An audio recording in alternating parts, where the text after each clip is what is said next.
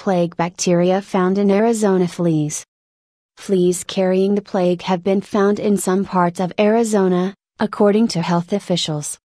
On Friday, August 11, the Navajo County Health Department, NCHD, announced that fleas collected in the town of Taylor, Arizona, had tested positive for Yersinia pestis, the bacterium that causes plague. The department is urging the public to take precautions to reduce their risk of exposure to this serious disease, officials said in a Facebook post. Separately, officials in nearby Coconino County also warned the fleas carrying plague in that area.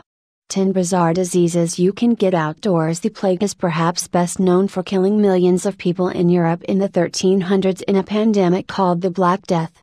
Today, the infection is relatively rare in the United States, but it still occurs, mainly in the Southwest, in New Mexico, Arizona and Colorado. Earlier this year, New Mexico officials reported that 3 people in the state had been infected with plague. Plague is carried by rodents and their fleas, and most often, the disease is transmitted to humans through flea bites, according to the Centers for Disease Control and Prevention. Arizona officials advised people to avoid rodent burrows and to keep dogs on leashes to avoid possible exposure to fleas with plague. In addition, people should avoid handling sick or dead animals, deflea their pets routinely and use insect repellent when visiting or working in areas where plague might be present, the NCHD said.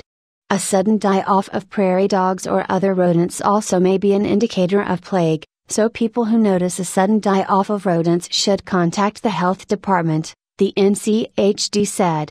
Symptoms of the plague typically appear within 2 weeks of exposure and include fever, chills, headache, weakness, muscle pain and swollen lymph glands, called BOS, the NCHD said.